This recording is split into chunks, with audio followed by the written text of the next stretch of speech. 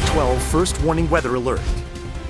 Well, many of you are seeing scenes like this outside your window where we do have snow and sleet covered roads across the area. This is Macy Grove Road near Kernersville. Now we have that winter storm warning that's going to stay up through the day tomorrow. Remember, this is a long event, 24 hours. Some snow and sleet initially, a prolonged period of sleet, and then that transition to freezing rain, which is still set to take place across our area. Temperatures are so cold, in the teens right now, and we've got feels like temperatures that are in the single digits. You've got 2 for a wind chill right now in Greensboro. Winds across the Triad have been blowing out of the northeast at about 10 miles an hour or more for most of the day and locking in that cold air. Now the moisture is falling into that cold air and it is falling in the form of snow and sleet for most folks. Some freezing rain a little bit farther to the south. You see some snow and sleet kind of sliding through parts of the Triad right now. Greensboro, and then to the north, more of it has been in the form of snow and sleet. So it's been piling up a little bit up toward the North Carolina-Virginia border. That will likely continue at least for a while, especially the farther north you are in the overnight, before we see a complete transition to sleet for everyone and then freezing rain for everyone. And that is going to last us into tomorrow. You can see where we've seen some accumulations. We've gotten close to an inch in some of these mountain communities of snow and sleet on the ground.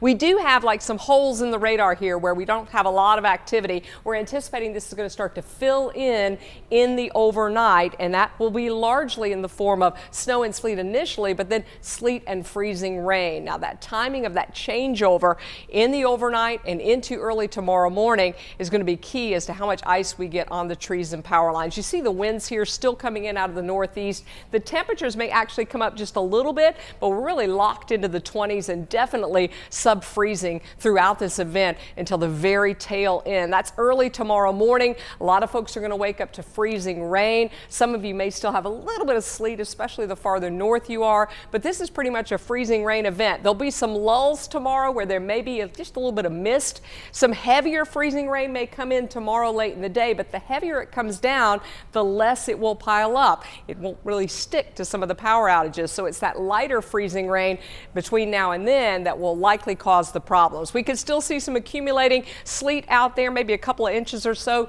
north and west especially. We're real concerned about the ice, where we could see a quarter to a half of an inch across much of our area, and we get to that half-inch mark, that could really be a problem. Temperatures are going to be close to freezing throughout the day tomorrow in the Piedmont as well as the foothills. We'll look for that precipitation to start to wrap up as we get into the latter half of the day. Our forecast going through time, though, does have temps down into the single digits by Tuesday morning. The wind is what we're concerned about on Monday. It may be one of those situations where once we have ice on the trees and the wind picks up on Monday, that's when we're going to start to see some of those power outages. So I know you're prepared. We will, of course, continue to keep you up to date here as we head through the rest of this storm on your Sunday.